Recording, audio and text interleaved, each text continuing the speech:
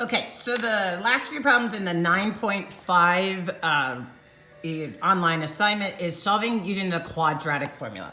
So first of all, I'm going to write down what that is. So it's x equals negative b plus or minus square root of b squared minus 4ac all over 2a.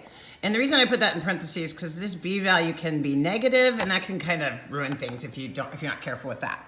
So the last, I think it's only 3 problems maybe that you have to do. They start out looking like this. So it's x squared minus 7x plus 12 equals 0. So it's something like that. Well, notice the formula has a, b's, and c's, so you do need to identify a, b, and c. So that's a is 1, b is negative 7, and c is 12. Because those are the numbers in front of each of those values. You do that first, then plug it into the formula. Now, if you look up here, the formula has a negative in front of the b, so you have to use the opposite of your b. So that's positive 7 right there in front, plus or minus square root of. Now, that b value is negative, so use parentheses, because if you're going to use a calculator, without the parentheses, it's going to call this negative 49, but it should be positive, because it's negative times negative. Minus 4 times a times c all over 2a. So you plug those values in.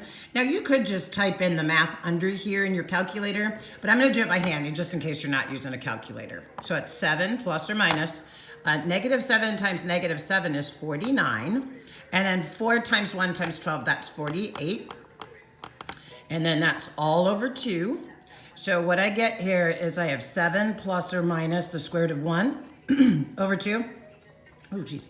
Over 2. Now, 1 is a perfect square. The square root of 1 is 1. So what I really have there is 7 plus or minus 1 over 2. That's actually 2 equations, or 2 expressions, I should say. So that says that the x equals 7 plus 1 over 2. And then we also have an x value that is 7 minus 1 over 2. So this one is 8 over 2, which means this answer for x is 4. And this one over here is 6 over 2, so this answer is 3.